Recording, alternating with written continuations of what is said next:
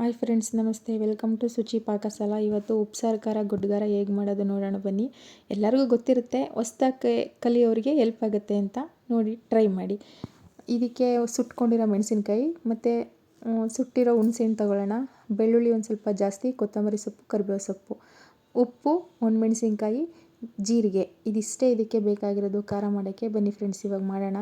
ಸುಟ್ಕೊಂಡಿರೋ ಮೆಣಸಿನ್ಕಾಯಿ ಮಿಕ್ಸಿ ಜಾರಿಗೆ, ಸುಟ್ಕೊಂಡಿರೋ ಮೆಣಸಿನ್ಕಾಯಿ ಮತ್ತು ಹುಣಸೆಹಣ್ಣು ಮತ್ತು ಬೆಳ್ಳುಳ್ಳಿ, ಕರಿಬೇವು ಸೊಪ್ಪು ನಾನು ಸ್ವಲ್ಪ ಜಾಸ್ತಿನೇ ಹಾಕೋತೀನಿ, ಯಾಕೆಂದರೆ ಡೈರೆಕ್ಟಾಗಿ ಕೊಟ್ಟರೆ ಹಂಗೆ ತಿನ್ನಲ್ಲ ಮಕ್ಕಳು. ಸೊ ಇದರಲ್ಲಿ ರುಬ್ಬಿ ಕೊಟ್ಟರೆ ಚಟ್ನಿ ಥರ ತಿಂತಾರೆ.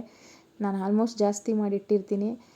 ಚಟ್ನಿ ಮಾಡೋಕ್ಕಾಗಲಿಲ್ಲ ಸಡನ್ನಾಗಿ ಅಂತ ಹೇಳಿದ್ರೆ ಇದಕ್ಕೇ ತುಪ್ಪ ಹಾಕ್ಕೊಟ್ರೆ ತುಂಬ ಚೆನ್ನಾಗಿರುತ್ತೆ. ರೊಟ್ಟಿ ದೋಸೆಗಂತೂ ಸಕ್ಕತ್ತಾಗಿರುತ್ತೆ. ಟ್ರೈ ಮಾಡಿ ಫ್ರೆಂಡ್ಸ್.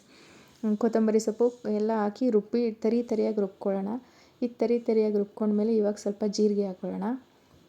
ತುಂಬ ಜೀರಿಗೆ ಜಾಸ್ತಿ ಹಾಕಿದ್ರೆ ಕಹಿ ಬಂದಂಗೆ ಆಗುತ್ತೆ, ನೋಡಿ ಹಾಕ್ಕೊಬೇಕು.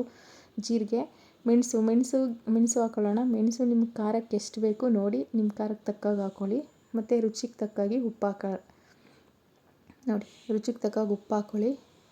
ಸ್ವಲ್ಪ ನೀರು ಹಾಕ್ಬಿಟ್ಟು ಈ ಥರ ರುಬ್ಬಿ ಫ್ರೆಂಡ್ಸ್. ಹೊಸ್ದಾಗಿ ಚಾನಲ್ ಓಪನ್ ಮಾಡಿದ್ದೀನಿ, ಹೆಲ್ಪ್ ಮಾಡಿ, ಸಬ್ಸ್ಕ್ರೈಬ್ ಮಾಡಿ, ಕಮೆಂಟ್ ಮಾಡಿ, ಶೇರ್ ಮಾಡಿ, ಲೈಕ್ ಮಾಡಿ. ಈಗ ಉಪ್ಸಾರು ಖಾರ ರೆಡಿ. ಟೇಸ್ಟ್ ಮಾಡಿ ಹೇಗಿದೆ ಹೇಳಿ. Thank you.